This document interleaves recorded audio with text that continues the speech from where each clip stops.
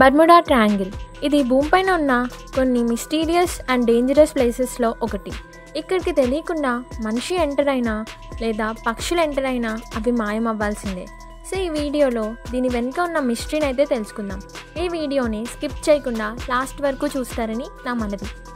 December 5, 1945 మధ్యాహ్నం 2 o'clock 5 American bomber aircrafts క్రూతో సహా కలిసి ఎప్పట్లాగే ట్రైనింగ్కి రెడీ అయ్యాయి. ఈ 5 ప్లేన్స్ని కలిపి మిషన్ ఫ్లైట్ 19 అని అంటారు. అలా ఫ్లోరిడా నుంచి టేకాఫ్ అయిన ఫ్లైట్స్ 2 గంటలు గాల్లో బాగానే ఫ్లై అయ్యాయి. ఇందులో టోటల్ 14 క్రూ మెంబర్స్ ఉన్నారు. అందులో ఉన్న అతిపెద్ద పైలట్ చార్ల్స్ క్యారెల్ టేలర్. ఇతను కంట్రోల్ రూమ్లో ఉన్న వాళ్ళకి మొత్తం సమాచారం కోసం కాంటాక్ట్లో ఉన్నాడు. ఇంకా వెదర్ కూడా క్లియర్గా ఉంది. అలా 2 hours గాల్లో ఫ్లైట్స్ ఉన్న తర్వాత టేలర్ నుంచి ఒక మెసేజ్ వచ్చింది. అదేంటంటే వాళ్ళ ప్లేన్స్లో ఉన్న నావిగేషన్ సిస్టమ్ అంటే కంపాస్లు పనిచేయట్లేదని. వాళ్ళు ఇంకో ఎక్స్ట్రా కంపాస్ని తీశారు, కానీ అది కూడా పనిచేయట్లేదు. ఆ ప్లేన్ అసలు ఎక్కడుందో ఏ పొజిషన్లో ఉందో వాళ్ళకి అర్థం కావట్లేదు. అప్పుడు వాళ్ళు మిగిలిన ప్లేన్స్ వాళ్ళని అడిగితే వాళ్ళ కంపాస్ కూడా పనిచేయట్లేదని వాళ్ళు రిప్లై ఇచ్చారు. ఆ గ్రూప్ మొత్తానికి లీడర్ టైలర్. తను అప్పుడు ఒక మెసేజ్ పంపాడు. మా కంపాస్లకి అసలు ఏమైందో అర్థం కావట్లేదు, అసలు సడన్గా వెదర్ కూడా చేంజ్ అవ్వడం చాలా ఆశ్చర్యంగా ఉంది, ఇలా కంపాస్లు కూడా పనిచేయట్లేదు. ఇదంతా రేడియో సిగ్నల్స్ ద్వారా వాళ్ళకి మెసేజెస్ అయితే పంపాడు. ఈవినింగ్ 5 అయ్యింది. టైలర్ ఏం ఆలోచించాడంటే ఇప్పుడు వాళ్ళ క్రూ మెంబర్స్ అందరూ గల్ఫ్ ఆఫ్ మెక్సికోలో ఉన్నారని. ఇప్పుడు ఇక్కడ నుంచి ఈస్ట్కి ఫ్లై అయితే అప్పుడు మెక్సికో వెళ్ళిపోవచ్చు అనుకున్నాడు తను ఇంకా తన క్రూ మెంబర్స్. కానీ తన క్రూ మెంబర్స్లో ఒకరు మాత్రం వెస్ట్కి వైపు ఫ్లై చేయడం బెస్ట్ అని అనుకున్నారు. అదే మెసేజ్ని రేడియో సిగ్నల్స్ని యూజ్ చేసి కమ్యూనికేట్ చేశారు. వెదర్ మాత్రం ఇంకా వరస్ట్గా తయారైంది. అప్పటికే 7 అయ్యింది. ఇంకా అక్కడ సరౌండింగ్స్ మొత్తం చీకటి అయింది. టైలర్ నుంచి అసలు ఏ మెసేజ్ రాలేదు.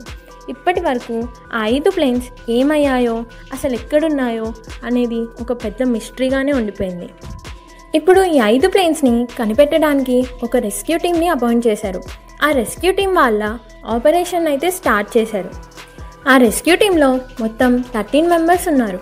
ఒకప్పుడు ఇది famous and biggest search operation. But మనకు ఎలాంటి ఆచూకీ తెలియలేదు. ఆ ప్లేన్ పార్ట్స్ కూడా ఎక్కడా దొరకలేదు, ఈవెన్ వాళ్ళ బాడీ పార్ట్స్ కూడా.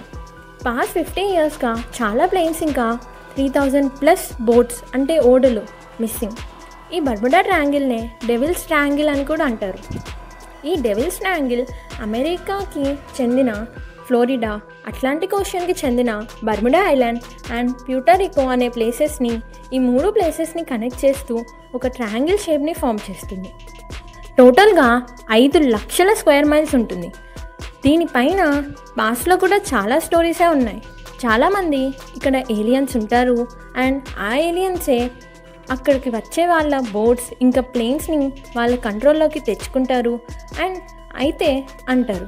ప్రపంచంలో డేంజరస్ ప్లేసెస్లో ఒకటి అయింది. ఇక్కడ ఫస్ట్ ఇన్సిడెంట్ని గుర్తించింది మాత్రం క్రిస్టోఫర్ కొలంబస్. వీరు 1498లో అట్లాంటిక్ మహాసముద్రంలో ఒక బోట్ మీద అమెరికా వైపు వెళ్ళే టైంలో ఆ జర్నీ మధ్యలో ఈ ఏరియా మొత్తం కొంచెం వియర్డ్గా కనిపించిందంట. అలాగే ఈ సముద్ర ప్రాంతం అంతా ఎంతో భయంకరంగా ఉందంట. ఇంకా ఆ టైంలోనే తన కంపాస్ అసలు పనిచేయడం లేదని ఆయన అప్పుడే రిపోర్ట్ చేశారు. డైరెక్షన్స్ కూడా చూపించలేదని రిపోర్ట్ చేశారు. ఇంకా అక్కడికి వచ్చే సెయిలర్స్ కూడా ఆ ప్రాంతంని దూరం నుంచే చూసి అక్కడి నుంచి భయంతో వెనక్కి వెళ్ళిపోయేవాళ్ళు. ఒకవేళ ఆ ప్రాంతంలోకి ఎవరైనా ఎంటర్ అయినా వాళ్ళ ఆనవాళ్ళు కూడా కనిపించేవి కాదు. ఈ సంఘటనతో ప్రపంచమంతా ఈ బర్ముడా ట్రయాంగిల్ ఫేమస్ అయ్యింది. ఇంకా మనకు తెలిసిందేగా, అందరూ రూమర్ స్ప్రెడ్ చేశారు. లైక్ అక్కడేదో డ్రాగన్ లాంటి వింత జంతువు ఉన్నట్టు, అదే మనుషుల్ని తింటున్నట్టు, ఇంకా ఏలియన్సే మనుషుల్ని వాళ్ళ స్పేస్ షిప్లోకి తీసుకొని వాళ్ళ మీద టెస్ట్ చేస్తున్నట్టు, ఇలా చాలా కథలే వచ్చాయి. కానీ 1970లో బ్రూస్ జర్నన్ అనే ఒక పైలట్ ఫస్ట్ టైం ఈ బర్ముడా ట్రయాంగిల్ని దాటి వచ్చి అందరినీ షాక్ చేశాడు. అలా ఈయనే ఈ బర్ముడా ట్రయాంగిల్ గురించి ఎవరికీ తెలియని కొన్ని రహస్యాలను తెలిపాడు. బ్రూస్ ఏమన్నారంటే ఆయన ఆ ప్రదేశం నుంచి వెళ్తున్నప్పుడు ఆయనకి ఆ ప్రదేశం అంతా చాలా వింతగా కనిపించిందంట. ఇంకా ఆయన ప్లేన్ని మబ్బులు కమ్మేశాయంట. ప్లేన్ కూడా కంట్రోల్ తప్పినట్టు బ్రూస్ రిపోర్ట్ చేశారు. ఇంకాసేపటికి తన సిగ్నల్స్ అన్నీ కట్ అయ్యాయి అని చెప్పారు. అయినా తన ప్లేన్ని అసలు ఆపకుండా గంటకి 3000 కిలోమీటర్స్ల స్పీడ్తో ఆ ప్లేన్ని నడిపి కొన్ని వందల కిలోమీటర్ల దూరం వచ్చేసానని, ఇంకా ప్లేస్లో వాతావరణం ఇంకా వచ్చే గాలి తన ప్లేన్ని స్పీడ్గా వెళ్ళేలా చేశాయి అన్నారు. ఇప్పుడు రీసెర్చర్స్కి కూడా ఎలాంటి ప్రూఫ్స్ దొరకకపోవడంతో ఈ ప్లేస్లో ఏలియన్స్ మనుషుల మీద రీసెర్చ్ చేయడానికి వాడుతున్నారు అని చాలా రూమర్స్ స్ప్రెడ్ చేశారు. ఇలా చాలా ఇయర్స్ వరకు ఇది ఒక పెద్ద మిస్టరీలా సాగింది. ఇంకా చాలా ఇయర్స్ రీసెర్చ్ చేశాక ఈ బర్ముడా ట్రయాంగిల్ వెనుక ఉన్న మిస్టరీస్ని సైంటిస్ట్ కనిపెట్టారు. ఇప్పుడు కొన్ని సైంటిఫిక్ థియరీస్ గురించి తెలుసుకుందాం.